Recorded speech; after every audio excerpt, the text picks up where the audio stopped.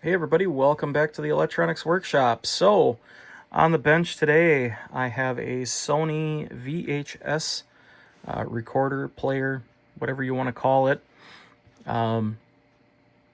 that somebody had dropped off. They needed me to take a look at it. They said that this one would not power on. Thankfully, this one does power on, so I'm not really sure on what trouble they were exactly having, but I figured it's working. I'm going to go and test it out on the workbench and make sure everything's doing what it's supposed to. Cleaning the head to make sure that that is in good order, which we'll go ahead and do here real quick. Lint-free cloth, a little bit of isopropyl alcohol. Alternatively, you can use a head cleaning tape if you have one available. But if you do have the machine open, it's really easy to just get in here and manually roll the head and drum assembly across the cloth. And this one's really clean. I get in here and I scrub up the erasing head and give everything else just a good detail while I'm in here.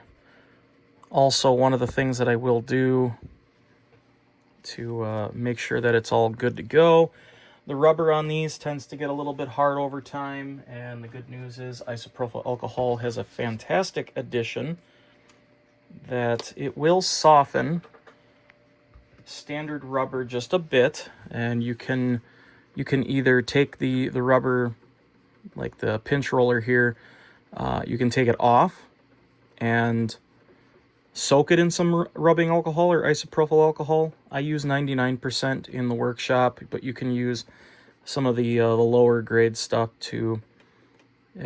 It'll work. It's just not as aggressive.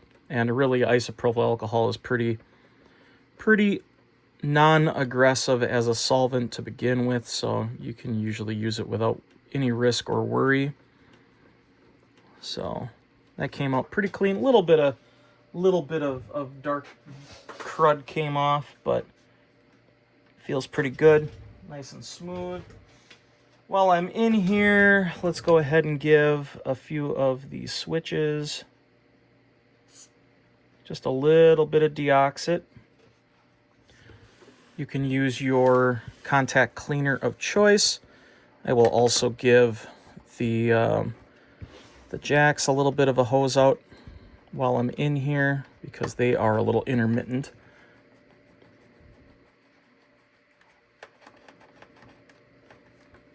And that'll do wonders for that.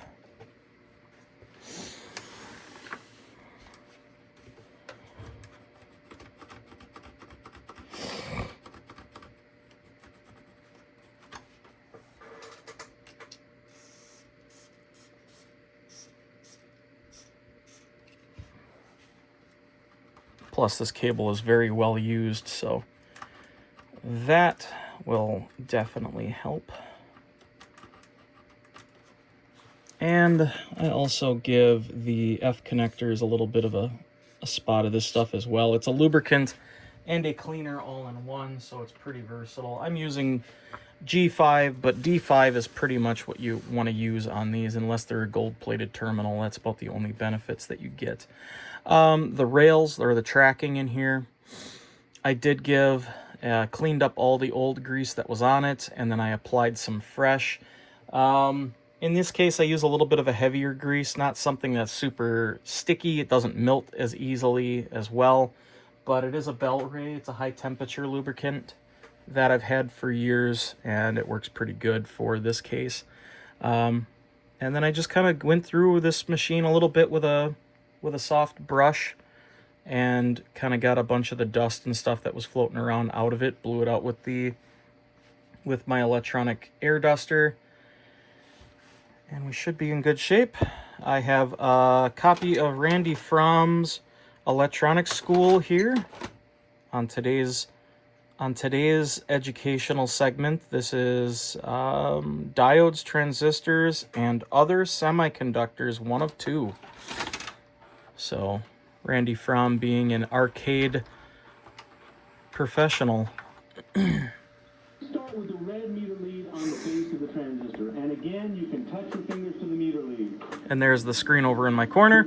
That television has some issues. It's been a project that I've been wanting to get to, but it works.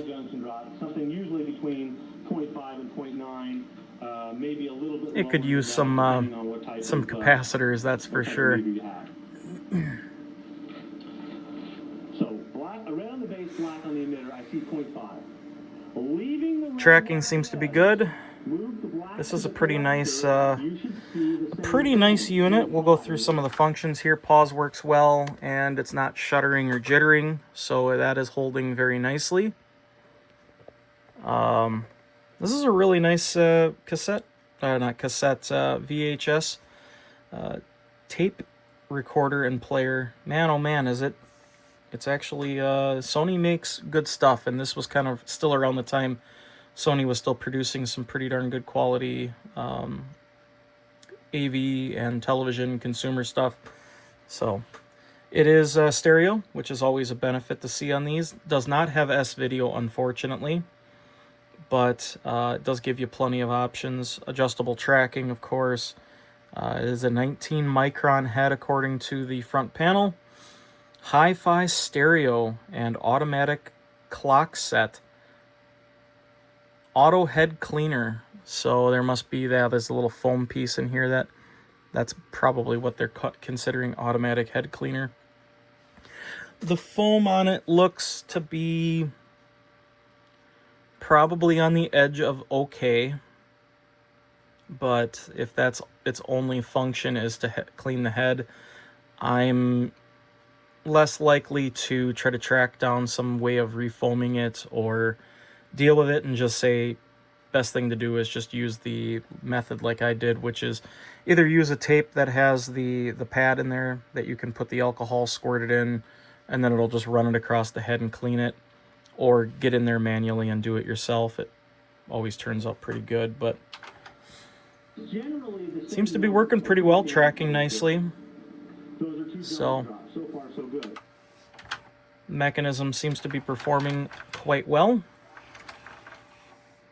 It's kind of always fun to watch the mechanisms on these. I'll get you a close-up of it here so that you can get more of an eagle-eyed view of how it loads the tape. It's always fascinating how that technology works. So we'll go ahead and get you right there. Now we'll go ahead and insert the tape. And it just pulls it over the head and pretty much just loads it in. So generally the same number, or pretty damn close to it. Pretty cool. Pretty cool. Happy to see it working well. I'm going to spend a little bit more time with this one on the bench and watch some educational material and enjoy the day. I'm going to go ahead and put the cover on it because everything seems to be in good shape. And give the housing a wipe down, make sure it's cleaned up and looking good. And we'll be enjoying some tape. So I've got a box full of that stuff from when I first got into electronics more professionally. So Randy Fromm, still doing it, man. He's still out there doing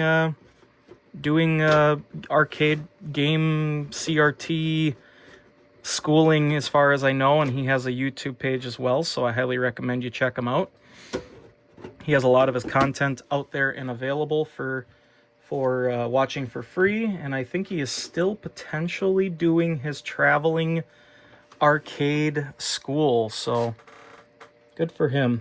Very proud, very happy to hear that is still happening, because arcades are kind of coming back, weirdly enough. I mean, I'm glad. I enjoy the nostalgia of an arcade. So if you enjoy my content, please let me know. Hit the like, hit the subscribe, and ring the bell, all the fun stuff that everybody tells you to do when you're a YouTube personality. I don't even know if I want to call myself a personality. I've got a pretty crappy personality, but anyway, if you enjoy what I'm doing and you enjoyed the nerdy moment, hit those associated buttons and let me know you like what I'm doing. Also, drop me a comment. Let me know what your thoughts are on on equipment like this. Do you have a collection of VHS tapes? Are you a repair person yourself? Do you enjoy just kind of doing the nostalgia dive and getting into this stuff? If so, again, let me know. All right, everybody. Thanks for joining me in the electronics workshop, and we'll catch you in the next nerdy moment.